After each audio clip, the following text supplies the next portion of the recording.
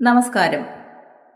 MGM radio ക്ലബിൻ്റെ മറ്റൊരു എപ്പിസോഡിലേക്ക് എല്ലാ മാന്യ പ്രേക്ഷകർക്കും സ്വാഗതം. ഞാൻ ശ്രീദേവി. ഇന്ന് ജൂലൈ 15 മലയാളത്തിൻ്റെ ഇതിഹാസമായിരുന്ന ശ്രീ MT വാസുദേവൻ നായരുടെ ജന്മവാർഷിക ദിനം.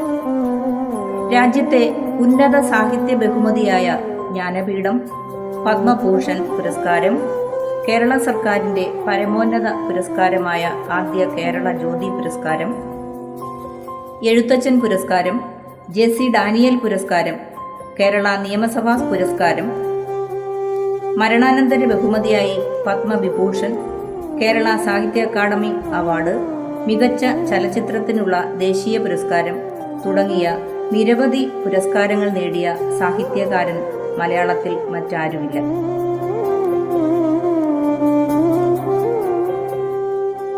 1933 ജൂലൈ 15 പാലക്കാട് കൂടല്ലൂരിൽ മാടത്ത് തെക്കേപ്പാട്ട് നാരായണൻ നായരുടെയും അമ്മാളു അമ്മയുടെയും പുത്രനായി ജനിച്ചു.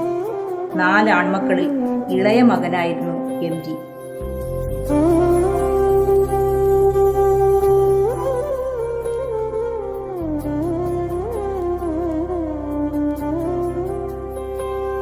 മലമ്മക്കാവ് എലിമെന്ററി സ്കൂൾ, കുമാരനെല്ലൂർ ഹൈസ്കൂൾ എന്നിവിടങ്ങളിലെ വിദ്യാഭ്യാസത്തിനു ശേഷം പാലക്കാട് വിക്ടോറിയ കോളേജിൽ നിന്ന് കെമിസ്ട്രിയിൽ ബിരുദം നേടി അധ്യാപക ജോലിയിൽ പ്രവേശിച്ചു.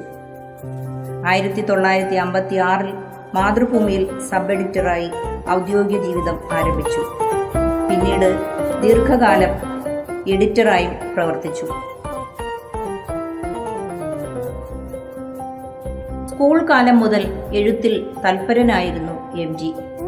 കോളേജ് പഠനകാലത്ത് ആദ്യ കഥയായ രക്തം പുരണ്ട മൺതരികൾ പ്രസിദ്ധീകരിച്ചു.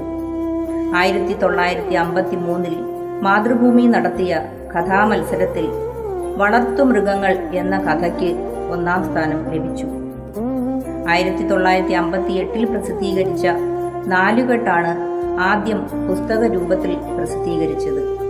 അതിന് 1959 കേരള സാഹിത്യ അക്കാദമി പുരസ്കാരവും ലഭിച്ചു. തുടർന്ന് MT മലയാളത്തിലെ പ്രമുഖനായ എഴുത്തുകാരനായി അംഗീകരിക്കപ്പെട്ടു. മലയാളിയുടെ മനസ്സിലെ അർത്ഥദീർഘമായ 2 അക്ഷരങ്ങളായിരുന്നു MT. എല്ലാ അർത്ഥത്തിലും വിസ്മയമായിരുന്ന ഇതിഹാസമായിരുന്നു MT. മനുഷ്യന്റെ മനോവ്യഥയും സംഘർഷവും സമ്മേളിക്കുന്ന അക്ഷര നക്ഷത്രങ്ങളുടെ ഭാവ തീവ്രത തലമുറകൾക്കു പകർന്നു നൽകിയ എഴുത്തിന്റെ പുണ്യമായിരുന്നു MT. സാഹിത്യവും പത്രപ്രവർത്തനവും സിനിമയുമടക്കം കൈവച്ചതെല്ലാം പൊന്നാക്കിയ മഹാപ്രതിഭ. മുഖവുരകൾ ആവശ്യമില്ലാത്ത വ്യക്തിത്വം. കണ്ണാടി എന്ന പോലെ മലയാളി സ്വയം പ്രതിഫലിക്കുന്ന കഥാപാത്രങ്ങളെ സൃഷ്ടിച്ച സൂക്ഷ്മത. മഹാഭാരത കഥ പുനരാവിഷ്കരിച്ച 2ാം ഊഴം അദ്ദേഹത്തിന്റെ മാസ്റ്റർ പീസ് നോവലായി അംഗീകരിക്കപ്പെട്ടു. മലയാള ചലച്ചിത്രങ്ങളുടെ തിരക്കഥാകൃത്തും സംവിധായകനുമായിരുന്നു MT. 7ഓളം സിനിമകൾ സംവിധാനം ചെയ്യുകയും ഏകദേശം 54 സിനിമകൾക്ക് തിരക്കഥ എഴുതുകയും ചെയ്തു. മികച്ച തിരക്കഥയ്ക്കുള്ള ദേശീയ ചലച്ചിത്ര അവാർഡ് 4 തവണ അദ്ദേഹം നേടി. 2024 ഡിസംബർ 25 91ാം വയസ്സിൽ അദ്ദേഹം അന്തരിച്ചു. അങ്ങനെ മലയാള സാഹിത്യത്തിൻ്റെ കൊടുമുടി MT ഈ ലോകത്തോട് വിട പറഞ്ഞു. എങ്കിലും മലയാളികൾ ഉള്ളിടത്തോളം കാലം MTയെ വായിച്ചുകൊണ്ടേയിരിക്കും. നന്ദി.